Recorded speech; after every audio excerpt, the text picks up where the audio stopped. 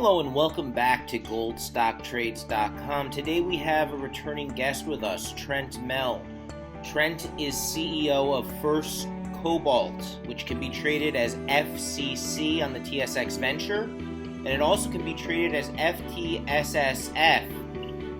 Trent's here today to discuss something that's very important, what could be the first startup of a refinery right here in North America, and there's some very important news that's crossed the wire, that's come across the wire that relates to the financing of this refinery. So thank you, Trent, for being here with us today and for giving us an update on today's recent news. Thank you very much, Jeb. Pleasure.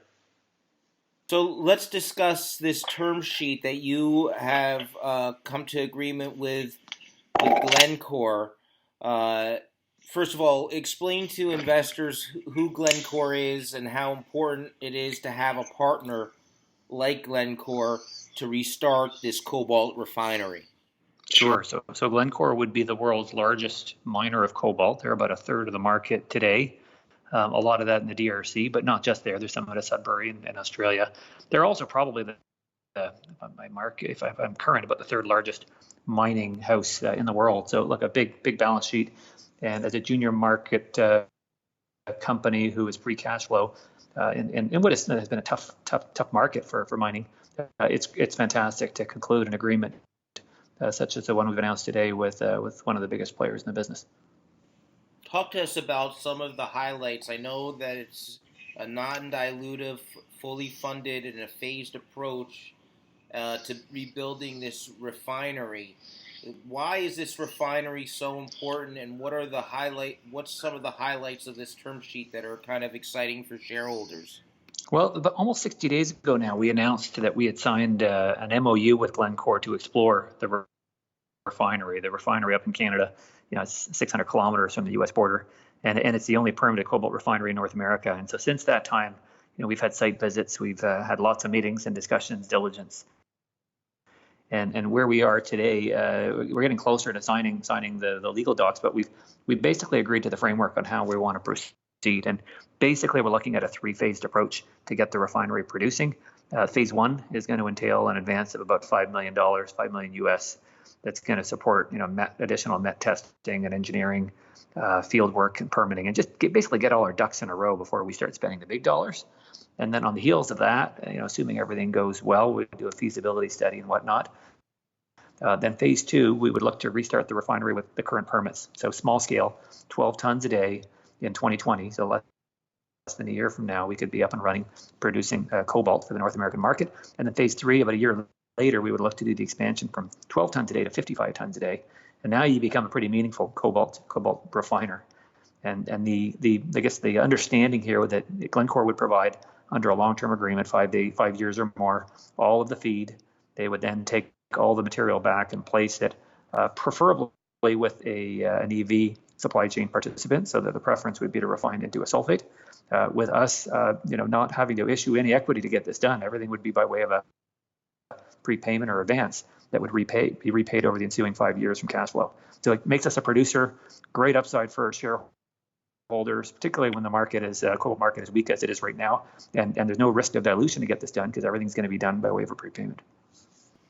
It might be weak right now, but in the next 2 to 3 years, with some of the demand that we're seeing with these electric vehicles, with these lithium-ion batteries, the demand is going to pick up exponentially for these electric vehicles. So you're saying within the next 3 years, you think that this refinery could get up and running to full capacity?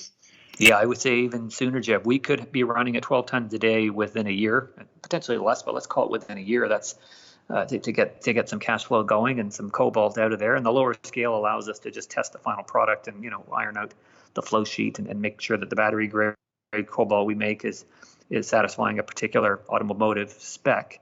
But we're looking in aggregate of no more than 2 years to get into production at 55 tons per day. So it's a pretty short timeline. And the reason is, and anybody wants to go and look at the press release, I always like including a picture of this thing. But on page 2 of the press release, we've got a picture of the building, and you can see the work we're doing is it's inside the 4 walls of the building, or in this case, the 8 walls of the building.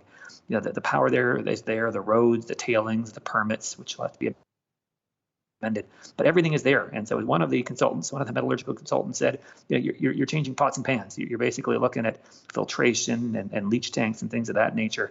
And so the execution of this is fairly fast paced, and there's not a lot that can go wrong because you're not trying to install power lines and move a lot of any dirt. And this is so important right now. There's been some recent news, I think, in DRC where they've sent the government into some of these mines. Could you just update on how important this refinery is in terms of for geopolitical security of supply for these end users? Well, yes, many of your listeners will know most of the world's cobalt's being mined in the DRC, and then most of that then gets refined in China. So we've got 2 different problems here in America we got to deal with. One is just the artisanal issue, one of child labor, questionable sort of sourcing, labor practices, corruption, and all those things that we're well familiar with in the Congo and frankly a lot of Africa. So Glencore, look, they're a big operator, and they have had their own issues of artisanal miners creeping into their property and mining, sustenance mining to survive. The kind of deal we're talking about is material coming out of a single source commercial operations, so we won't have the same kind of challenges of proving provenance of the material from a sustainability perspective for a buyer like a Volkswagen or an Apple or somebody like that.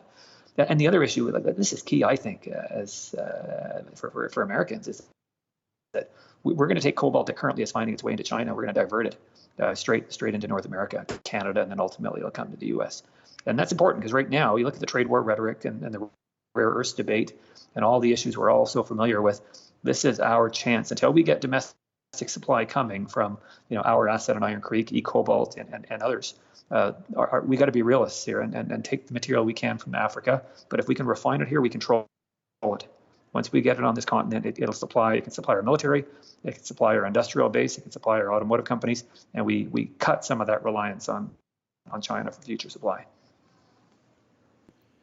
Yeah, and it's really interesting that you've also shown that this cobalt can be used from the refinery. You've already shown recently that it can be used in battery grade cobalt, which is really important. Yeah. Would you like to highlight that study that recently came out? Sure. Yeah, we've been doing a lot of studies. This news today is, I'll just call it another step on the road, but it's an important step because it tells the market what this is going to look like for the economics and the timeline. But prior to this, we did a lot of work on the refinery. Look, it's a 20-year-old facility. The equipment is in great shape, as is the building, and you'll see that in some of the imagery on our website. But one of the things we did early on was the metallurgical testing, and we want to do more. But the reality of the situation is that when you're treating the DRC feedstock, which is what we call a semi-processed material called a hydroxide, the upgrading of that semi-processed cobalt into a battery-grade sulfate is proven to be relatively easy compared to what historically this refinery did. And one of the challenges we have in North America, and one of the reasons this refinery is special, is that we've got a lot of arsenic in North America. And so take eCobalt again. eCobalt material could not find a home anywhere in the world, but it could find its way into our refinery and get treated into a saleable product. Our refinery is able to treat a lot of odd and custom feedstocks because it's hydrometallurgical and we can just dissolve everything into a solution. But when it comes to the DRC feed that we're going to start with, it's about as easy as you can get because there are no crazy impurities, as long as you're staying away from those areas of the Congo that have uranium content, which wouldn't figure into our business case.